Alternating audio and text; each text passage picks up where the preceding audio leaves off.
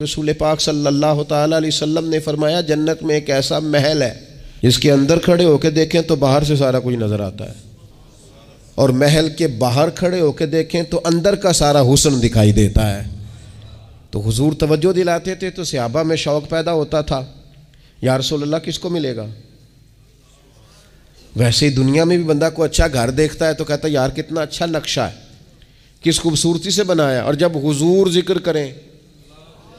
اور جنت کے محل کا ذکر کریں شوق صحابہ کا توانا ہوتا تھا۔ عرض کی یا رسول اللہ صلی اللہ علیہ وسلم کس کو ملے گا؟ تو نبی پاک نے 4 باتیں بیان کی۔ فرمایا ایک وہ بندہ جو اچھی بات کرے، وقولوا للناس حسنا، لوگوں سے اچھی بات کہے، وہ ہمیشہ معاشرے میں بری خبریں ہی دینے کا عادی نہ ہو، لوگوں کی عیب جوئی ہی اس کا مزاج نہ ہو، اچھی بات کرے۔ اور دوسرا رسول پاک نے فرمایا کھانا کھلائے، اہل ایمان کی دعوتیں کرے، اور تیسرا فرمایا کثرت سے روزہ رکھے، اور چوتھا فرمایا جب لوگ نیند کے مزے لے رہے ہو نا تو یہ اٹھ کر اپنے رب کی